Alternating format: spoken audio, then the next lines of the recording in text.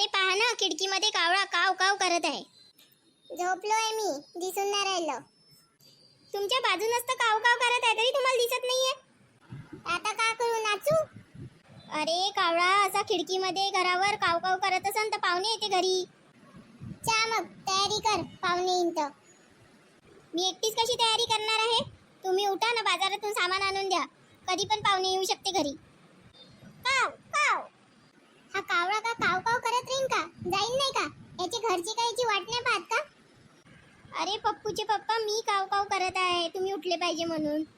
तू काव काव करून राहिली? तू या आवाजात ना कावळ्याच्या आवाजात काही फरक नाही बाबा.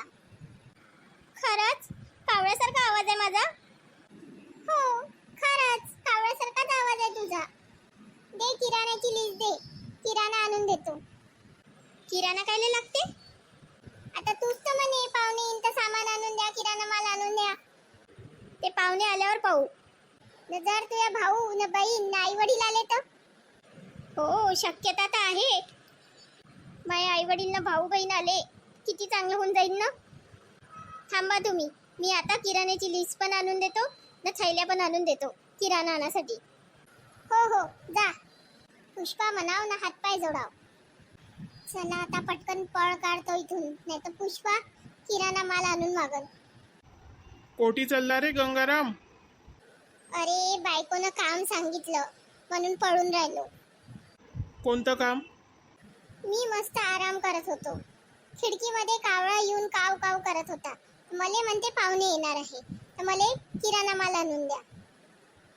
कावळा काव काव करते ते येते म्हणते पाहुणे. आता तू आपली अक्कल नको सांगू. न जर हे खरंही होत असेल नीच्या घरचे आले तर माझं डोकं खराब होईल. त्याच्यापेक्षा मी बाहेर निघून जातो. मग का घरीच नाही जाशील का? जाईन ना, रात्र तर होऊ दे. जेवणाच्या वेळेसपर्यंत चालला जाईन मग घरी.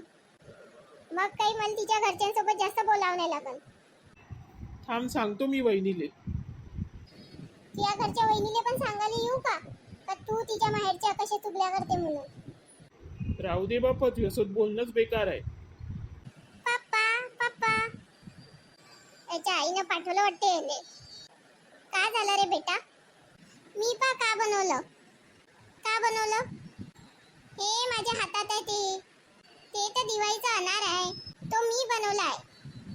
काही पण बोलू नको, दिवाळीतले फटाके खूप वाचले होते आपल्या घरी. हा फुटत नाही, याच्यामधून फक्त आग लावली तर फुलं येते. काही सांगू नको, जा घरात जा आणि अभ्यास कर. कसा रे गंगाराम, तुले पोराचं कौतुकच नाही. आण रे बाळा इकडे, मी पाहतो कसा बनवला तू अनार. हो काका, फालतू त्याच्या नादी लागू नको. मग काही झालं तर मी जबाबदार नाही. तुले पोरांचं मनच नाही कळत. ठीक आहे, तुला कळते ना? ठीक आहे. लाव रे बेटा, आग लाव. मी पण पाहतो अनारमधून फुलं कशी निघते. खरंच काका, निघते अनारमधून फुलं. मले पूर्ण विश्वास आहे बेटा तुझ्यावर. लाव तू आग. राम्या, तू माय ऐक, तो अनार खाली ठेव, हातात ठेवू नको. किती भीते रे तू. घे आता, अनार ठेवला मी खाली. थांब आता, त्याला आग पण लावतो. अरे पप्पू, आग लागली पण फुलं तर निघूनच नाही राहिले याच्यातून. काका, पुन्हा लावा चांगल्यानं आग. अरे अरे, हा तर खराच अनार आहे, याच्यातून फुलं बिलं नाही निघून राहिले. पहिलेच सांगितलं होतं मी ना तुले, पण तू ऐकशील तेव्हा ना. अरे अरे, हे का झालं? ए काका कसे दिसून राहिले, अरे वा. ए पप्प्या, तू सांगत होता याच्यामधून फुलं निघते. अनार मधून कधी फुलं निघणार आहे का? पाय रे गंगाराम, हा पप्प्या कसा उड्या मारून राहिला, याला मजा येऊन राहिली. मी ना तर तुला पहिलेच सांगितलं होतं त्याच्या वाटी नको जाऊ, तो खूप मस्तीखोर पोरगा आहे. पण तू ना ऐकलं का?